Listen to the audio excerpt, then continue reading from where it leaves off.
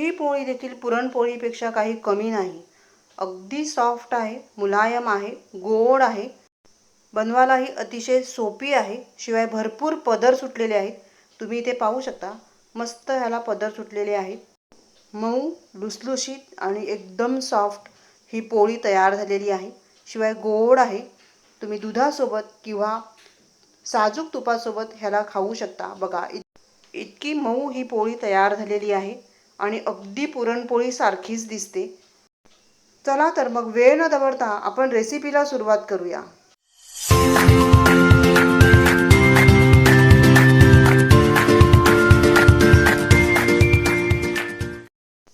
इथे मी घेतलेले आहेत फणसाचे गरे. फणस चांगला पिकलेला घ्यायचा, म्हणजे तो चांगला गोड असतो. ह्यातल्या बिया काढून टाकायच्या आणि त्यानंतर कट करून ह्याला मिक्सरला बारीक करून घ्यायचं. ह्याची चांगली पेस्ट तयार करून घ्यायची. तर इथे मी हा फणसाचा गर घेतलेला आहे, 1 कप मोजून घेतलेला आहे, मिक्सरला बारीक करून घेतलेला आहे. ह्या गरमध्ये आता आपल्याला घालायचं आहे गव्हाचं पीठ. तर इथे लागेल तसं आपण गव्हाचं पीठ वापरणार आहोत, पण सध्या मी 2 कप गव्हाचं पीठ इथे घेतलेलं आहे. ह्यामध्ये चवीनुसार थोडंसं मीठ घालायचं आहे. जर तुम्हाला इथे जास्त गोड हवं असेल तर गूळ किंवा साखरेचा वापर इथे करू शकता.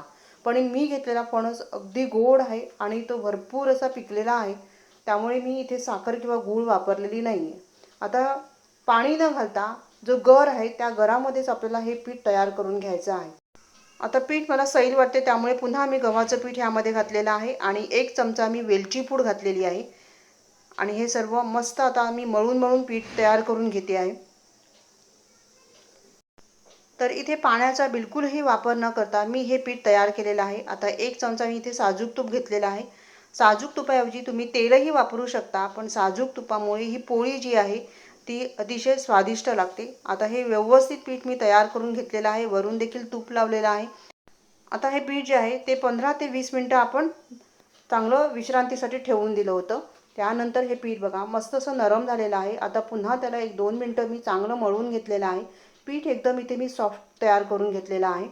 आता ह्याचे छोटे छोटे गोळे तयार करून घेऊ आपण. ज्या आकारात तुम्हाला ह्या पोळ्या तयार करायच्या आहेत त्या आकाराचे गोळे तयार करून घ्यायचे आहेत. इथे मी हे गोळे तयार करून घेतलेले आहेत. आता त्यापैकी एक गोळा मी इथे घेतलेला आहे. चांगलं मळून घ्यायचं आणि गव्हाचं सुकं पीठ घेतलेलं आहे. आता ह्याची एक छोटी पोळी तयार करून घ्यायची आहे. त्यानंतर इथे मी साजूक तूप घेतलेलं आहे. त्याऐवजी तुम्ही तेलही वापरू शकता आणि तूप लावून घ्यायचं मस्त आणि वरून थोडंसं पीठ घालायचं. आता इथे सुद्धा मी तूप लावून घेते आणि त्रिकोणी घडी आपण चपाती जशी करतो तशी त्रिकोणी घडी करून घ्यायची आहे. आणि आता ह्याची आपण पोळी लाटून घेणार आहोत. तर गव्हाचं सुकं पीठ घ्यायचं आहे आणि मस्त ह्याची गोल पोळी तयार करून घ्यायची. पोळी लाटताना ती जास्त पातळही नाही आणि जास्त जाडही नाही, अशा पद्धतीने आपल्याला तयार करून घ्यायची आहे. खूप स्वादिष्ट मस्त अशा ह्या पोळ्या तयार होतात. लहान मुलांनाही आवडतील इतक्या सुंदर ह्याच्या पोळ्या तयार होतात. एकदा जरूर ट्राय करून बघा. तर इथे मी आता ही पोळी बघा लाटून घेतलेली आहे. मस्त त्याला गोल तयार करून घेतलेला आहे. जास्त जाडही नाही आणि जास्त पातळही नाही, अशी ही पोळी आपण तयार केलेली आहे. आता ह्या प्लेटमध्ये मी ह्या पोळ्या ठेवून देते आहे आणि याच पद्धतीने सर्व पोळ्या तयार करून घेते. तर बघा इथे मी सर्व पोळ्या तयार करून घेतलेल्या आहेत. आता तवा मी गरम करत ठेवला होता. तव्यावर ही पोळी घातल्यानंतर काही सेकंदानंतर आपण ह्याला उलट करून घेतलेला आहे आणि आता त्याचे काठ जे आहेत ते चांगले दाबून घ्यायचे आणि पोळी मस्त अशा दोन्ही साईडनी छान मस्त अशी खरपूस तयार करून घ्यायची आहे. तर आता ते तुम्ही तेल किंवा तूप काहीही वापरू शकता. मी इथे तूप वापरलेलं आहे, त्यामुळे ही पोळी जी आहे ती खूपच छान लागते. तर दोन्ही साईडने मस्त असं तूप लावून घेतलेलं आहे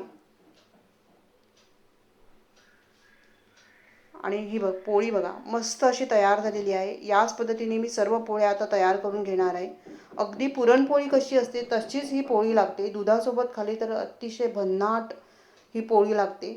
बघा अगदी पुरणपोळीसारखीच दिसते, त्यामुळे ही पोळी देखील पुरणपोळीपेक्षा काही कमी नाही. घरातील सर्वांनाच ही पोळी आवडेल इतकी मस्त ही पोळी तयार होते. रेसिपी आवडली तर लाईक आणि कमेंट करायला विसरू नका. व्हिडिओ पाहिल्याबद्दल तुम्हा सर्वांचे खूप खूप आभारी आहे. पुन्हा भेटूया अशाच एका छान नवीन रेसिपीसह. तोपर्यंत धन्यवाद. Bye bye.